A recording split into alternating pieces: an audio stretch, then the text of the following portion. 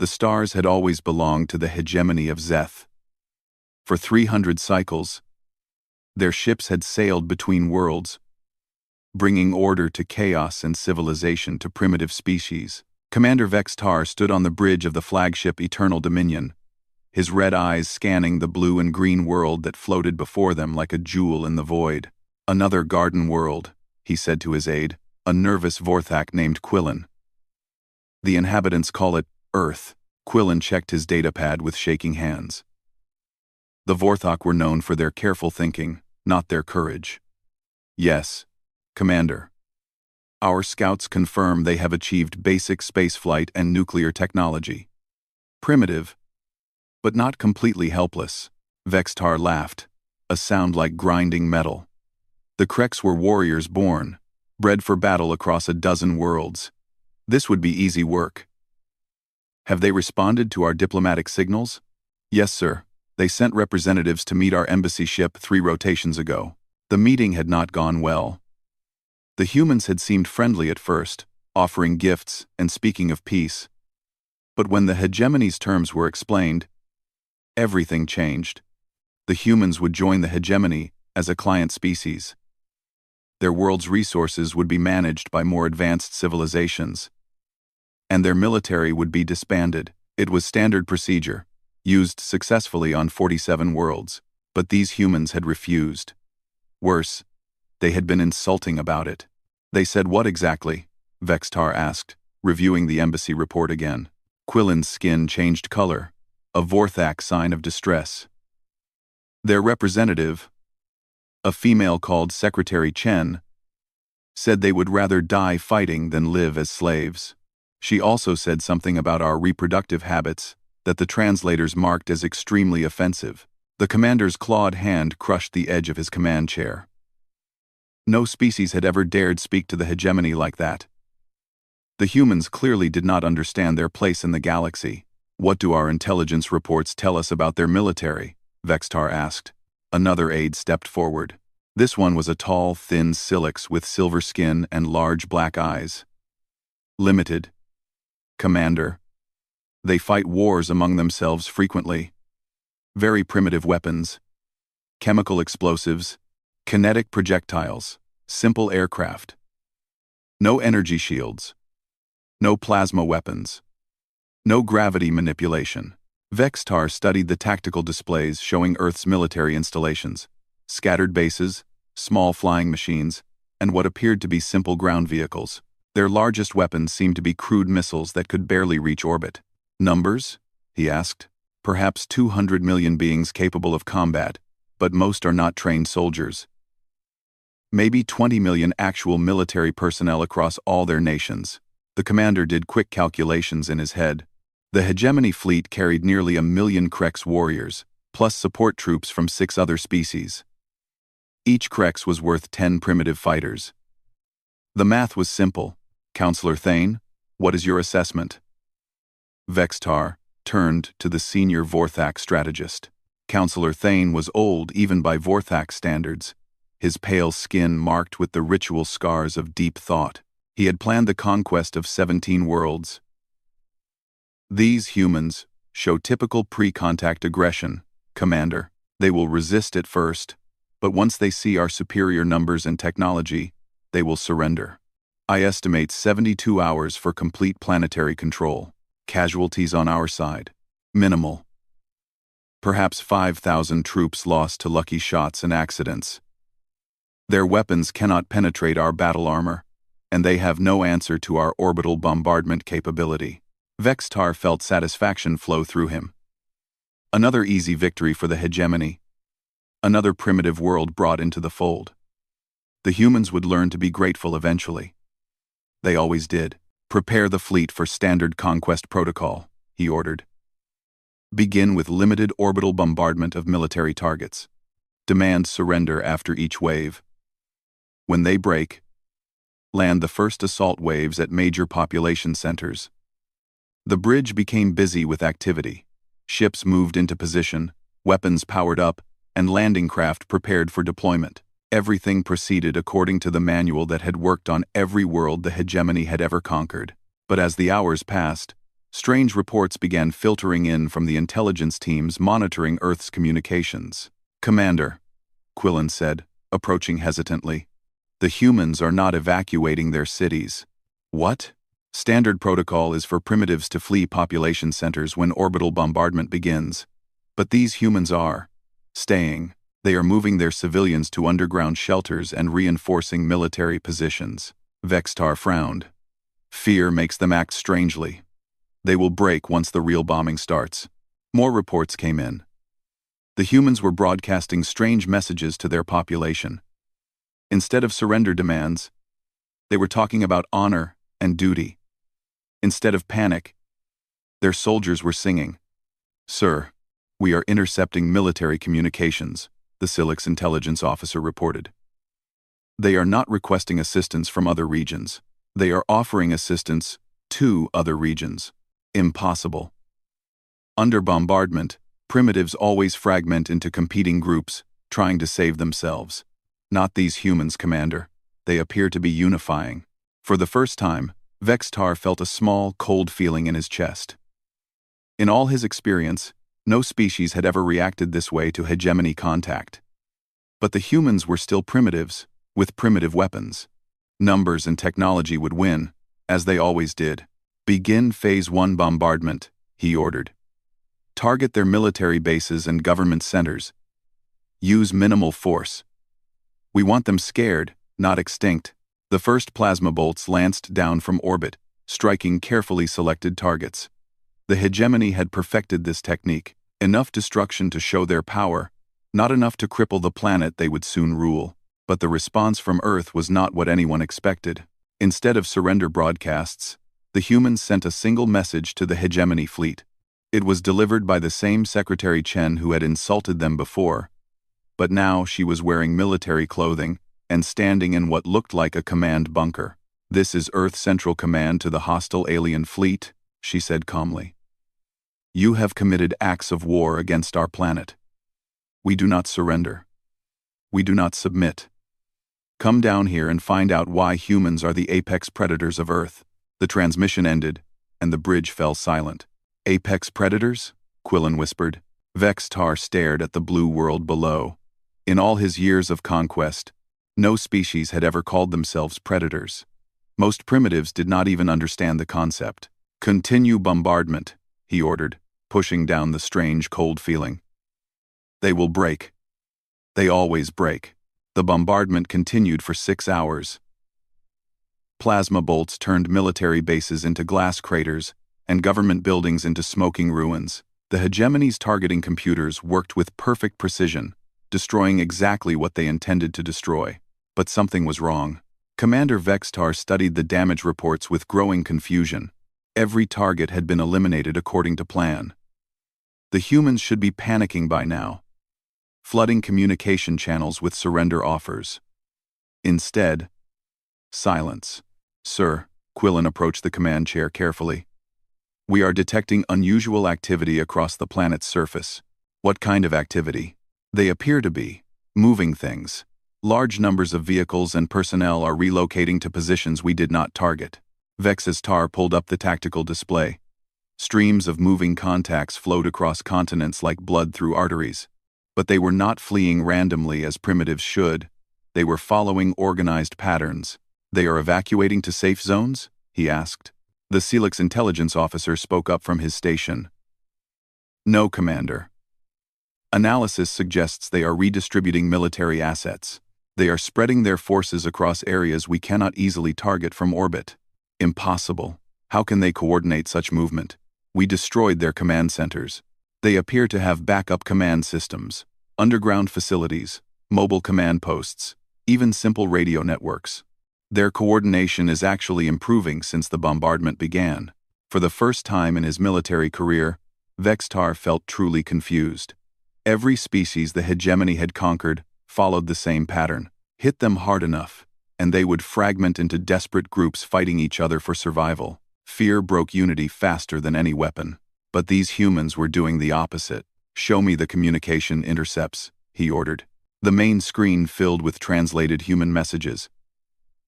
Instead of panic and chaos, Vextar saw something that made his claws extend involuntarily.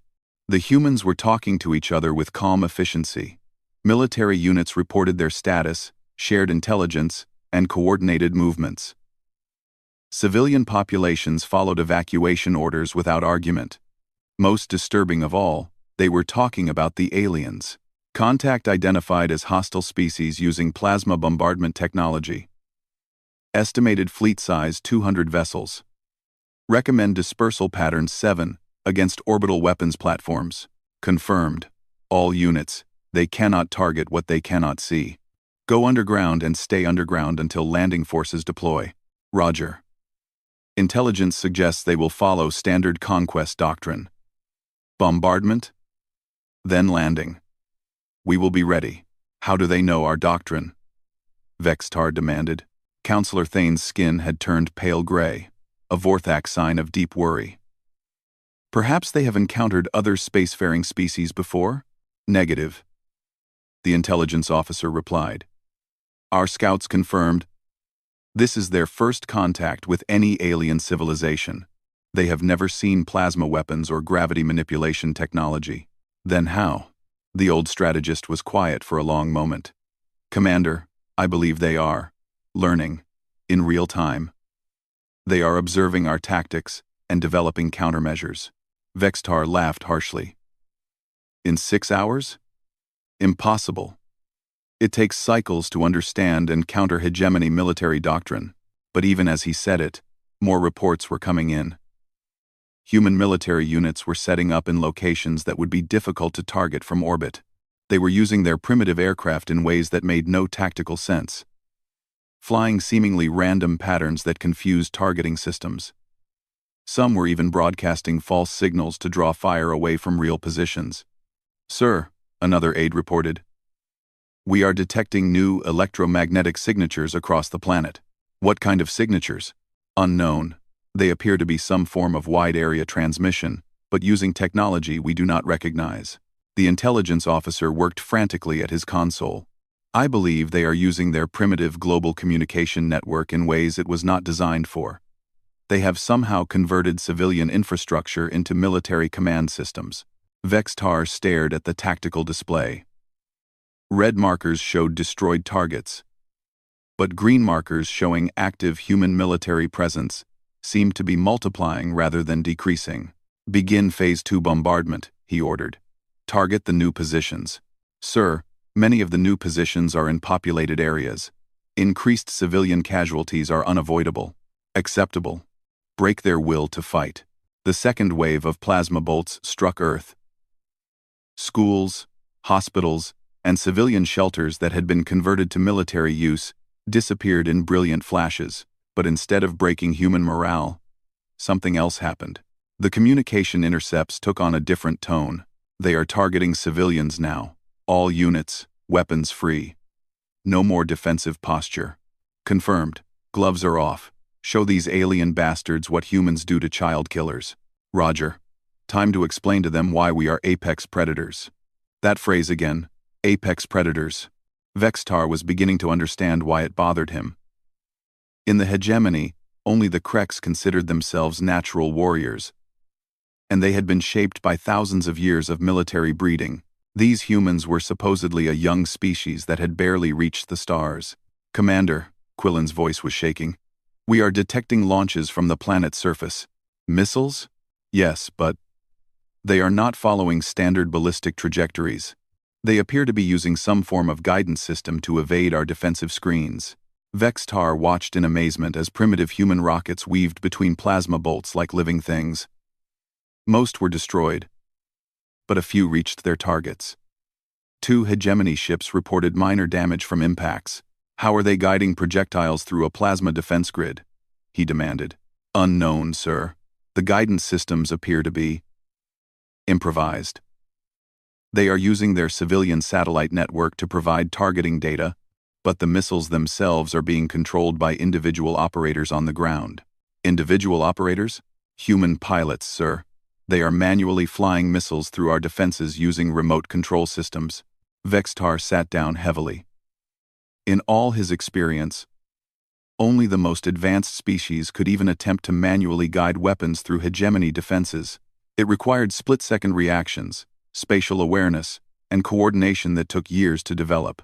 These humans were learning to do it in hours. "Sir," the Celix officer called out, "we have bigger problems. Long-range sensors are detecting massive movement in their orbital space." "What kind of movement?" "They are launching everything they have. Civilian spacecraft, military vessels, even what appear to be converted cargo haulers. They are not trying to escape. They are positioning to attack our fleet." Vextar stood and walked to the main view screen. Tiny lights were rising from Earth like sparks from a fire. Hundreds of them, all heading directly for the hegemony fleet. "Most do not have weapons capable of damaging our ships," he said, trying to convince himself. "No, sir. But they all have kinetic mass, and they are not trying to flee when we target them. They are ramming our vessels." A primitive human spacecraft, nothing more than a metal cylinder with engines, slammed into the side of a hegemony cruiser. The explosion barely scratched the alien ship's shields, but it was followed by another impact, and another. "They are sacrificing themselves," Quillen whispered. "Deliberately." "Get me Counselor Thane," Vextar ordered. The old Vorthak appeared on the communication screen from his ship. His skin was now completely gray. "Yes, Commander? Your assessment?" "These humans are not behaving like any species we have encountered before. They are not responding to fear. They are not fragmenting under pressure. And they are learning our tactics faster than should be possible." "Your recommendation?" Thane was quiet for a long moment. "Deploy ground forces immediately. Orbital bombardment is not breaking their will. We need to establish control of population centers before they adapt further." Vextar nodded. The old strategist was right. Every moment they delayed, these humans seemed to get more dangerous. "Prepare the first assault wave. 50,000 Krex warriors, full battle armor, heavy weapons support." "Sir," Quillen interrupted. "Should we not wait for them to surrender?" "Standard protocol suggests." "There is nothing standard about these humans," Vextar growled. "Deploy the troops. Let the Krex show them what real warriors look like." As the assault ships launched from the fleet, Vextar watched the blue world below. Something cold was growing in his chest. Something he had never felt before in decades of conquest. For the first time in hegemony history, he was not certain they would win. The first Krex assault ships dropped from orbit like falling stars, their armored hulls glowing red from atmospheric entry. Inside the lead dropship, War Leader Gex checked his plasma rifle for the 100th time. Around him, 49 of the finest Krex warriors in the galaxy prepared for what should be easy work. The humans had never seen real soldiers before. Gex had fought in the conquest of 7 worlds, and primitives always broke when they saw what Krex could do. These Earth creatures might be stubborn, but they bled like any other species. 2 minutes to landing zone, the pilot announced. Gex studied the tactical display. Their target was a human military base in a region called Colorado. Intelligence said it held 500 human soldiers and was built into mountain terrain that would be difficult to assault from orbit. Perfect hunting ground for Krex warriors. "Remember," Gex told his troops, "these humans fight with chemical weapons and kinetic projectiles. Their bullets cannot penetrate our armor, and their explosives are too weak to harm us. Stay in formation, advance steadily, and accept their surrender when they realize they cannot win." The dropship touched down with a heavy thud. Warning lights flashed as the assault ramp lowered, revealing a landscape of pine trees and rocky slopes. Everything was quiet. "Scan for hostiles," Gex ordered. His troops spread out in perfect formation, their sensors sweeping the area. Nothing. No movement. No heat signatures. No electromagnetic emissions. The humans had fled, "Sir," his communications specialist reported. "I am detecting faint signals approximately 2 kilometers to the north. Appears to be their command center." Gex nodded. Standard primitive behavior. They would run to their strongest position and wait for rescue that would never come. The Krex began their advance through the forest, moving in the steady, unstoppable formation that had crushed resistance on a dozen worlds. Their heavy boots trampled undergrowth, and their armor plates gleamed dully in the afternoon sun. They had walked for exactly 17 minutes when the forest exploded. Hidden charges buried in the ground detonated in sequence, sending dirt and debris flying in all directions. Trees fell across the formation, and the carefully maintained advance dissolved into chaos. But that was only the beginning. From concealed positions in the rocks and trees, human soldiers opened fire. Not the wild, panicked shooting that Gex expected from primitives, but carefully aimed, coordinated volleys that found every gap in Krek's armor. "Contact front!" Gex roared, raising his plasma rifle. But when he tried to target the humans, they were already moving. They fired, displaced, fired again from a different position. It was like trying to fight shadows. His communications specialist screamed as a human bullet found the weak joint in his neck armor. The Krek's warrior fell, purple blood pooling beneath him. "Impossible," Gex muttered. "They cannot know our armor specifications," but they did know. Every shot that found its target hit exactly where Krek's protection was weakest. Joints, sensor arrays, cooling vents, ammunition feeds. The humans were targeting their equipment with surgical precision. "All units, return fire," Gex ordered. Plasma bolts lit up the forest, turning trees into ash and stone into glass. But the humans were no longer where the Kreks were shooting. They had moved again, using terrain that shouldn't provide adequate cover to disappear and reappear like ghosts. From his position behind a fallen log, Sergeant Marcus Chen watched the alien formation try to reorganize. He had been fighting for humanity's survival for 3 days now, and he was learning fast. "Rodriguez," he whispered into his throat microphone. "You see that big one with the red markings?" "Copy, Sarge. That's their leader. On my mark, put a round through his sensor array. Johnson, Harris. When he goes down, focus fire on the ones carrying the heavy weapons."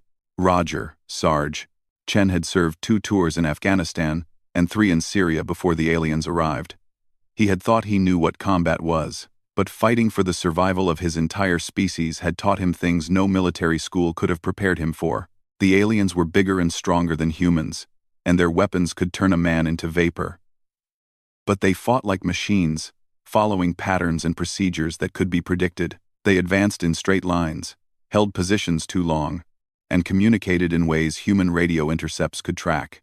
Most importantly, they thought like conquerors, not like prey. They had never fought an enemy that refused to be conquered. "Mark," Chen whispered. Rodriguez's rifle cracked once, and the alien leader's head snapped back as his sensor array exploded in sparks.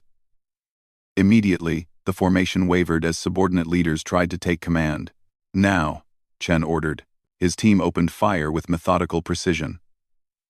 Johnson and Harris had been hunters before the war, men who could put a bullet exactly where they wanted it from 500 yards. Now they were hunting aliens instead of deer, and the principles were the same. Know your target, control your breathing, squeeze the trigger slowly, make every shot count. The alien with the big gun fell. Then another. Chen's 12-man squad was systematically dismantling a formation of 50 advanced alien warriors, using nothing but rifles, explosives they had made themselves, and 3 days of bitter experience. "Chen!" His radio crackled with the voice of his company commander. "What is your situation?" "We have contact with approximately 50 hostiles in Sector 7, Chen replied calmly while signaling his men to change positions again. "Currently engaging. Enemy casualties estimated at 15% and rising." "Casualties on your side?" "Johnson took some shrapnel from their energy weapons, but he's still effective. No other injuries." There was a pause. "Chen, are you telling me 12 Marines are holding off 50 aliens?" "Negative, sir," Chen replied, as he watched Rodriguez put another perfect shot into an alien's weapon housing. "We're not holding them off. We're killing them." Down in the kill zone, war leader Gex was discovering that his worst nightmare was coming true. Half his warriors were down, and he still had not landed a single solid hit on the human force. "How many are there?" his second-in-command asked. "Scans suggest less than 15 humans," Gex replied, his voice tight with disbelief. "Impossible. No primitive species can achieve these casualty ratios." But the evidence was all around them. Dead Krek's warriors lay scattered throughout the forest, each killed by shots that required impossible accuracy and timing. The humans were using their primitive kinetic weapons like surgical instruments. Worse, they were learning. Each engagement taught them something new about Krek's tactics and weaknesses. They adapted faster than any species Gex had ever encountered. All units, fall back to the landing zone, he ordered. Request immediate air support and reinforcements. Sir, his communications operator replied. Our transport has been destroyed. What? Human aircraft attacked our dropship while we were engaged. Primitive missiles guided by ground spotters. The landing zone is compromised. Gex stared at the tactical display with growing horror. The humans had not just ambushed his assault force, they had planned a complete tactical destruction, cutting off his retreat while slowly bleeding his warriors to death. Sir, another warrior reported. We have movement on all flanks. They are surrounding us. Oh, through the trees, Gex could see human soldiers moving with quiet efficiency. They did not charge like berserkers, or mass for assault, like civilized warriors. They moved like hunters, closing in on wounded prey. This is impossible, he whispered. They are primitives. From his concealed position, Chen studied the remaining aliens through his rifle scope. They were clustering together now, afraid and confused. He had seen it before in enemies who suddenly realized they were outmatched. All units, he whispered into his radio.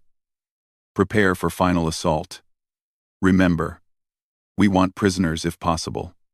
Intelligence needs to know how their technology works. His men acknowledged quietly, professional soldiers doing a job that had to be done. They were outnumbered 4-1 by enemies with superior weapons and armor. By all military logic, they should have been dead within the first 5 minutes. But logic did not account for the fact that humans were the only species on Earth that hunted other apex predators for sport. Logic did not account for the fact that humans had evolved not as the biggest or strongest predators, but as the smartest ones. Logic did not account for the fact that when you cornered a human and threatened everything they cared about, they did not break. They got angry. Execute, Chen ordered. The forest erupted in gunfire as 12 human marines began the final destruction of 50 alien warriors who had thought conquest would be easy. The War Council chamber aboard the Eternal Dominion had never been so silent. Commander Vextar stared at the holographic displays, showing casualty reports from across Earth's surface, his red eyes reflecting the flickering numbers that spelled out an impossible reality. Read it again, he ordered Counselor Thane. The old Vorthak's hands shook as he consulted his datapad. Sector 7, Colorado Region. Krek's Assault Force. 50 warriors deployed, 7 survivors recovered. Human force. Estimated 12 to 15 soldiers. Krek's casualties. 43 confirmed dead. That is over an 85% casualty rate, Vextar said quietly. Yes, Commander. Against primitives with chemical weapons. Yes, Commander. Vextar turned to face the assembled council. Representatives from 6 species sat around the curved table, each one showing signs of stress in their own way. The Silex intelligence chief's skin had turned dark blue. The Calith logistics coordinator was repeatedly cleaning his breathing apparatus. Even the normally unflappable Drayson military advisor was tapping his claws nervously against the table. Continue the report, Vextar commanded. Thane's voice grew weaker with each entry. Sector 12, European Region. Hegemony casualties. 234. Human casualties. Estimated 8 wounded. None killed. Sector 15, Asian Region. Hegemony casualties. 412. Human casualties. Unknown. But intercepted communications suggest minimal losses. The silence stretched until the Drayson advisor spoke. These numbers cannot be accurate. Even our best warriors cannot achieve inverse casualty ratios like these. The reports have been verified by 3 independent intelligence networks, Thane replied. The numbers are correct.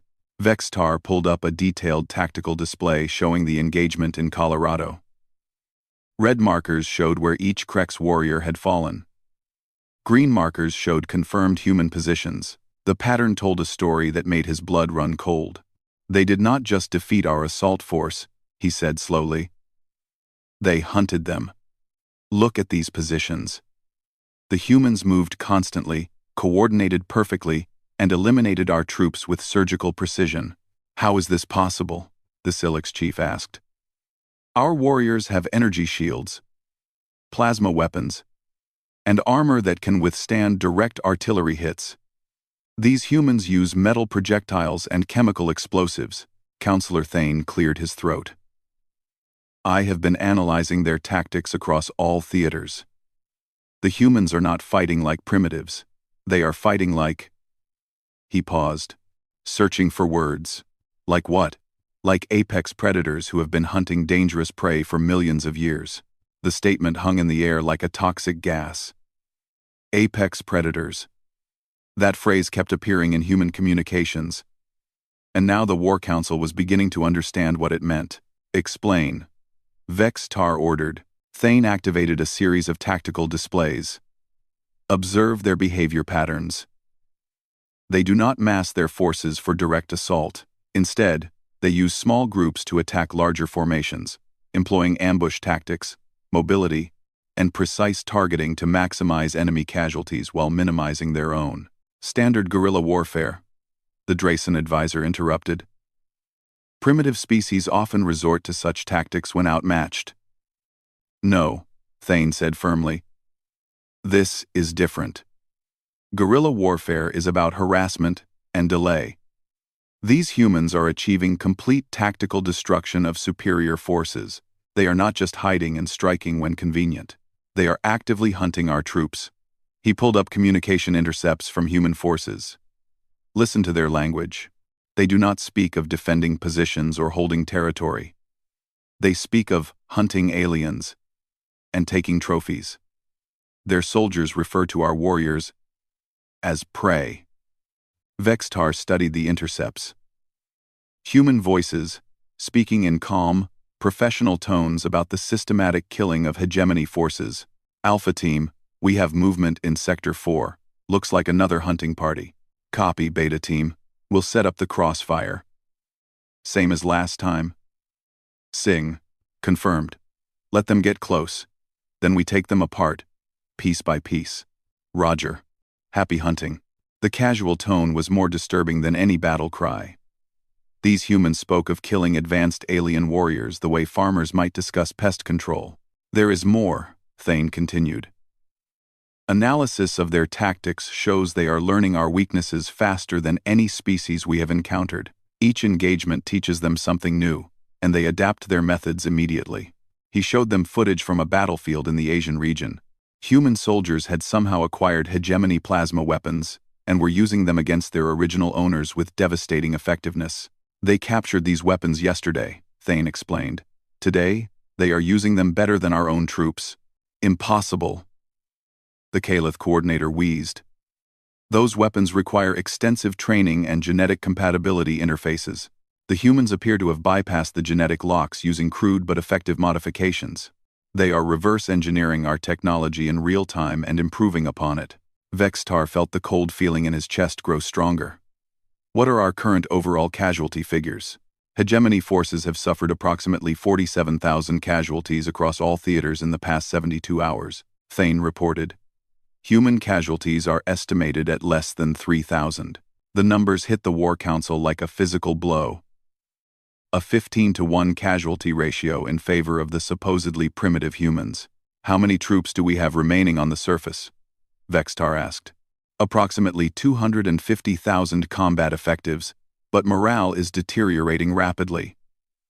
Field commanders are requesting immediate reinforcement or evacuation. Evacuation? The word came out as a snarl. The hegemony does not retreat from primitives. The hegemony does not retreat from primitives. The hegemony does not retreat from primitives. The hegemony does not retreat from primitives. The hegemony does not retreat from primitives. Sir. The Silex intelligence chief spoke up hesitantly. There is something else. We have been monitoring human communications, and we are detecting a pattern we do not understand. What kind of pattern? They are enjoying this. Human soldiers are expressing satisfaction with their performance against our forces. They are competing with each other to see who can achieve higher casualty ratios. Thane nodded grimly. We have intercepted several communications where human units compare their scores against our forces. The unit in Colorado, led by someone called Sergeant Chen, is currently credited with over 2,000 hegemony casualties. 2,000? Vextar's voice was barely a whisper. Confirmed. 12 human soldiers have accounted for the destruction of nearly 40 separate hegemony formations over the past week. The War Council sat in stunned silence. Even the Kreks, bred for warfare, could not conceive of such individual lethality. There is one more thing, Thane added quietly. We have been analyzing human historical records, trying to understand their military capabilities. And, Commander, these humans have been fighting wars continuously for their entire recorded history. They have developed warfare into a science that spans every possible terrain and tactical situation. They have fighting techniques specifically designed for every environment on their planet. What are you saying? I am saying that we invaded a world where warfare is not just practiced by the military, but where the entire population has been shaped by thousands of years of constant conflict. They do not know how to surrender because they have never had a predator dangerous enough to require surrender. Vextar stared at the tactical displays, showing red markers spreading across the planet like a plague. Each red marker was a hegemony casualty, each one representing a professional soldier trained for years and equipped with the finest weapons in the galaxy. All of them killed by humans using primitive weapons and improvised tactics. Sir. An aide approached the table. We are receiving an emergency transmission from War Leader Gex. Put him through. The holographic display showed the Kreks commander, his armor scorched, and his face bearing the haunted expression of a warrior who had seen too much. Behind him, the sounds of battle could be heard. Commander, Gex's voice was strained. I am requesting immediate evacuation of all ground forces. Explain. Sir, these humans, they are not primitives. They are something else entirely. They fight like demons, they never tire, and they learn from every mistake we make. My warriors are being hunted to extinction by creatures that should not be able to threaten a single Krex. How many humans are you facing? Intelligence estimates suggest less than 50 in my sector. They have killed over 600 of my warriors. The transmission cut to static, and the War Council chamber fell silent again. Vextar looked around the table at the faces of the greatest military minds in the hegemony, and for the first time in his career, he saw fear. Real fear. The emergency session of the War Council had been going for 18 hours. Commander Vextar sat at the head of the table, his red eyes bloodshot, and his claws worn down from nervous scratching. Around him, the greatest military minds in the galaxy struggled with a reality that defied everything they thought they knew about warfare. Final casualty report, Vextar demanded. Counselor Thane's voice was hollow as he read from his datapad. Total hegemony casualties. 137,000 dead, missing, or wounded. Total human casualties, estimated 4,200. The numbers hung in the air like a death sentence. A 30-to-1 casualty ratio. Against primitives. It was impossible. But the evidence was undeniable. Average kill ratio per human soldier? Vextar asked. 847-to-1, Commander. The Drayson military advisor made a choking sound. Even among his warrior species, considered the fiercest in the galaxy, the best fighters rarely achieved ratios higher than 20-to-1 against equivalent forces. Sir, the Silex intelligence chief spoke up, his blue skin now almost black with stress. I have completed my analysis of human military communications. You need to hear this. Vextar nodded grimly. Nothing could make this situation worse. We have been monitoring human command networks since the beginning of the invasion. Initially, we assumed their communication patterns indicated a desperate defensive strategy. However, further analysis reveals something disturbing. The main display activated, showing intercepted human military communications from across the globe. This is General Morrison, Strategic Command. All units maintain current rules of engagement. Minimal escalation protocols remain in effect. Sir, request permission to deploy heavier ordnance. We have weapon systems that could end this more quickly. Negative, Colonel. We stick to the plan. Proportional response only. These aliens may be hostile, but we will not become monsters to defeat them. The War Council listened in confused silence. What are they talking about? The Caliph coordinator wheezed. Minimal escalation? They are achieving total tactical dominance. Thane's skin had turned completely gray. There is more. Much more. Additional intercepts played across the chamber. Chen here. Command, we have neutralized another alien formation. Request instructions. Outstanding work, Sergeant. Maintain current operational parameters. Remember, we are trying to minimize collateral damage and unnecessary casualties. Roger. Command. But sir, these aliens are using weapons that could glass cities. Are we sure we should be pulling our punches? Affirmative, Sergeant. We show them we are civilized, even in war. Use minimum force necessary to achieve objectives. Copy that. Chen out. The transmission ended, and the War Council chamber was silent except for the sound of nervous breathing. Minimum force necessary? Vextar whispered. They consider this minimum force? Thane activated another display. Computer analysis of human military capabilities based on their historical records and available technology. The holographic display showed Earth's arsenal. Nuclear weapons numbered in the thousands. Chemical weapons that could kill everything on entire continents. Biological weapons that could target specific genetic markers. Kinetic orbital platforms that could crack tectonic plates. According to intercepted communications, human leadership made a decision at the beginning of hostilities to limit their response to what they call conventional weapons only, Thane explained. They have deliberately chosen not to use their most destructive capabilities. Why? The Drayson advisor demanded. In war, you use every advantage available. Because, Thane said quietly, they are trying not to commit what they call genocide. They want to defeat us, not exterminate us. The implications hit the War Council like a plasma bolt to the chest. You are telling me, Vextar said slowly, that these humans are achieving impossible casualty ratios while deliberately limiting their lethality. Yes, Commander. They could be killing us faster? Much faster. Sir, another intercept played across the chamber. This one from earlier that morning. Sir, we have captured an alien command ship. Intelligence reports they have families and civilian populations. Orders? Standard protocol, Captain. Treat prisoners according to the Geneva Convention. Medical care for their wounded. Humane treatment. No torture or execution. Even though they bombarded our cities? Especially because they bombarded our cities. We show them what civilized beings look like. The transmission ended, and Vextar realized that the cold feeling in his chest had become a frozen terror that threatened to paralyze him completely. They are treating our captured warriors with medical care? He asked. Yes, sir.